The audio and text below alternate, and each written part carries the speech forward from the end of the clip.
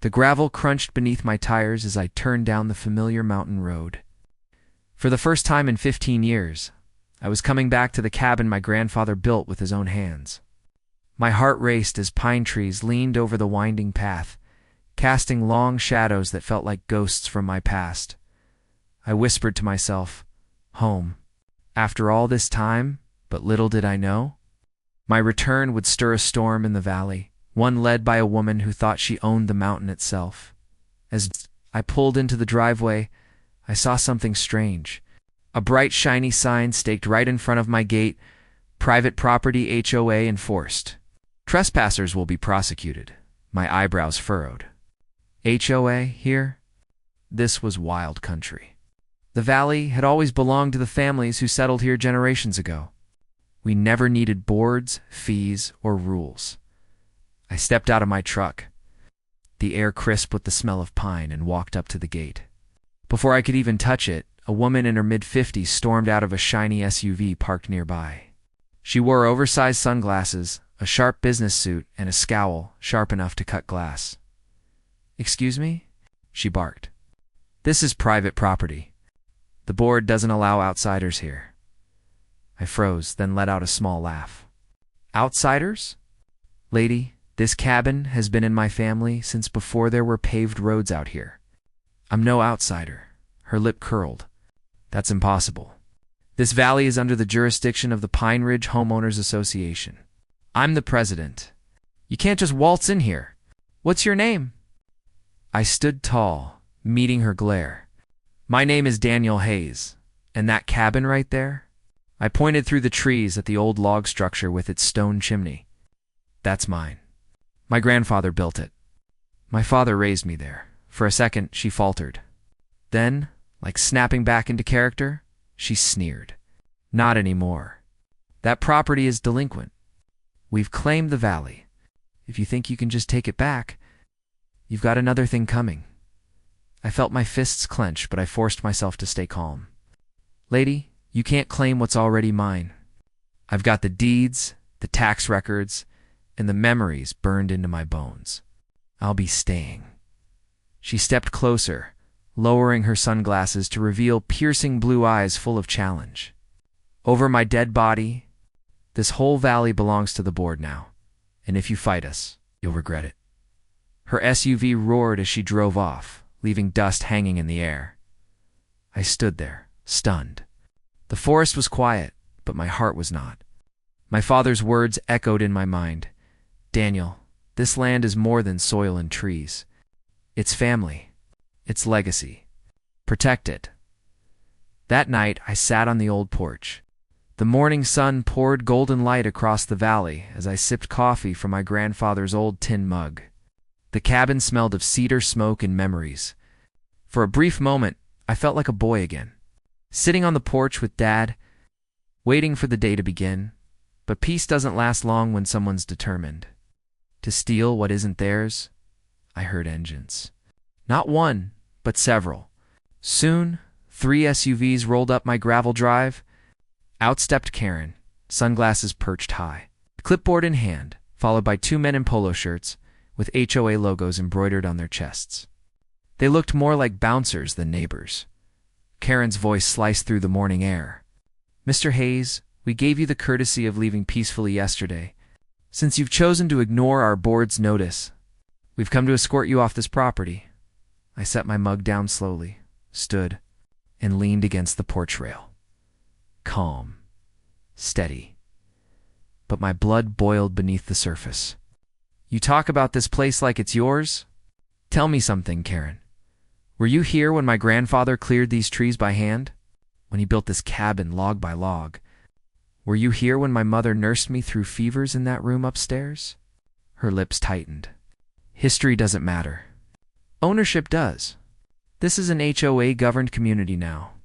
You have no rights here without our approval." One of the polo shirt men stepped forward. "Ma'am, should we call the county sheriff?" Karen smirked, never breaking eye contact with me. "Oh, I've already spoken to the sheriff. He's one of our members. He understands the importance of order." My heart sank, but not with fear, with anger. They'd tried to weave the law into their web.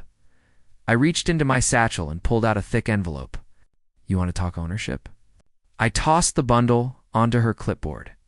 There's the original deed from 1936, the tax records, and the county's recognition that this valley belongs to the Hayes Family Trust.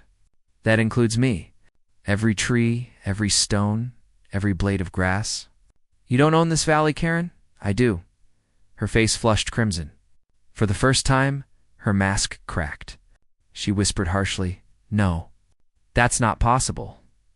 "It is," I said firmly, "and I'll defend it with everything I've got."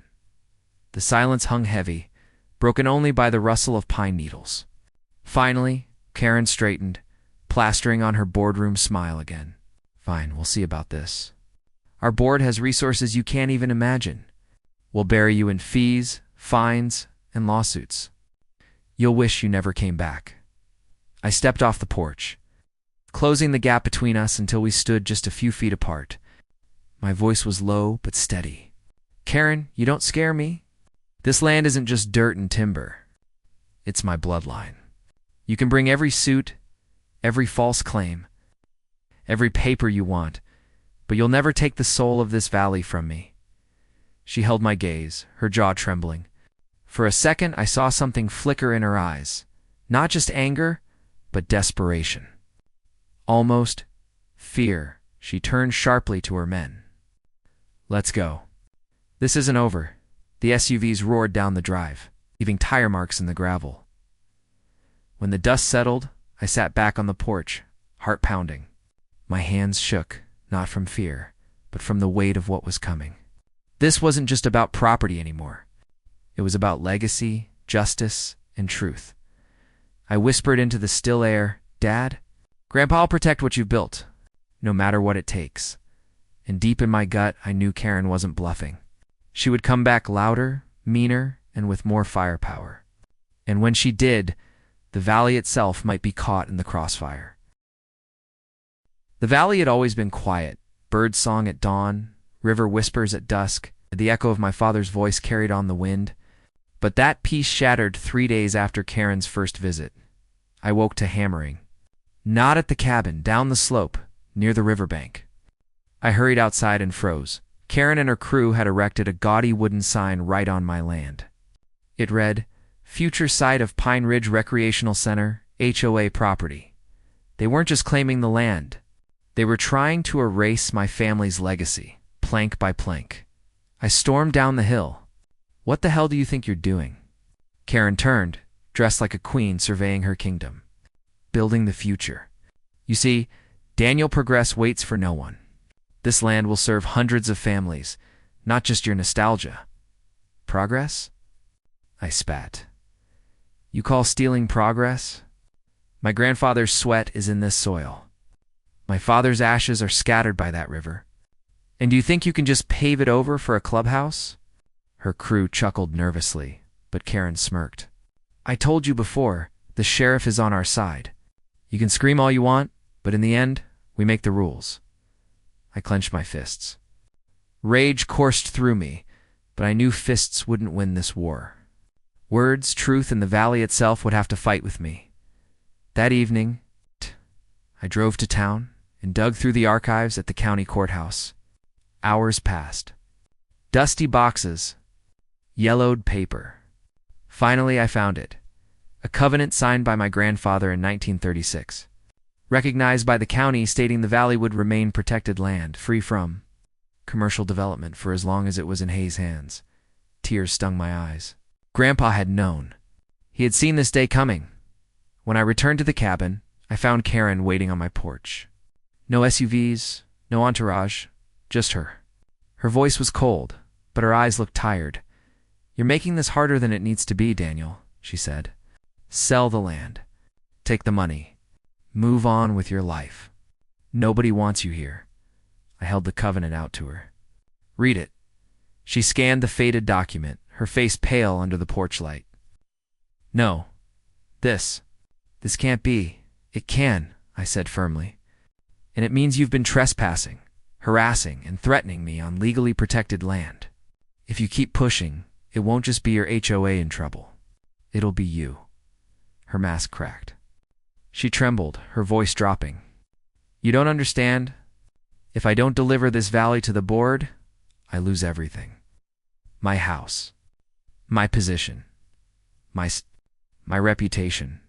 For the first time, I saw the woman beneath the armor. Not the tyrant, not the board president, just someone terrified of losing control. I softened my tone. "Karen, this valley was never yours to give. You can't build a future on stolen ground. It'll collapse and it'll take you down with it." She turned away, wiping at her eyes before snapping her mask back on.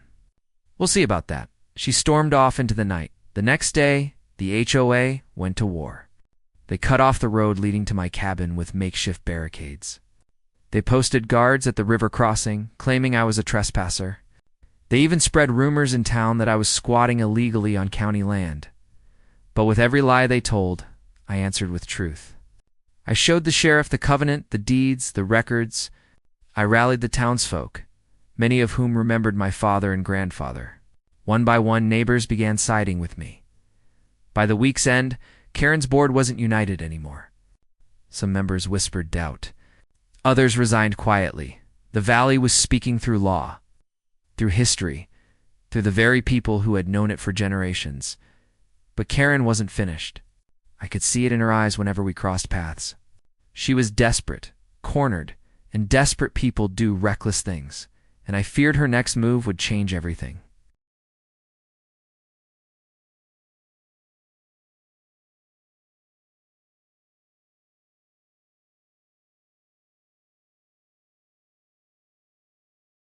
The storm came on a Sunday afternoon, and I don't mean rain. I heard shouting outside. And when I stepped onto the porch, I froze. Karen stood at the edge of the clearing, flanked by a dozen HOA loyalists. Some carried clipboards, some held cameras, and 2 men carried chainsaws. My stomach tightened. Karen raised her voice. "This is your last chance, Daniel. Vacate the property, or we'll clear it ourselves." The board voted. This valley is ours. The chainsaws roared to life. My heart pounded as the men advanced toward the tall pines lining the riverbank, the very trees my grandfather planted the year my father was born. I shouted, "Stop! You're trespassing and you're destroying protected land." But they didn't stop. The chainsaw teeth bit into bark, wood chips flying like sparks of war. Something inside me broke. My voice shook with fury and grief. "Do you know what you're doing? My father carved our family initials into that tree when he was 10. My mother hung lanterns on these branches to guide me home at night. You're not just cutting wood, you're cutting my family's heartbeat." The workers hesitated, glancing at each other. Karen snapped, "Keep going. Don't listen to him. He's nothing but a squatter with stories." I pulled the covenant from my jacket and held it high.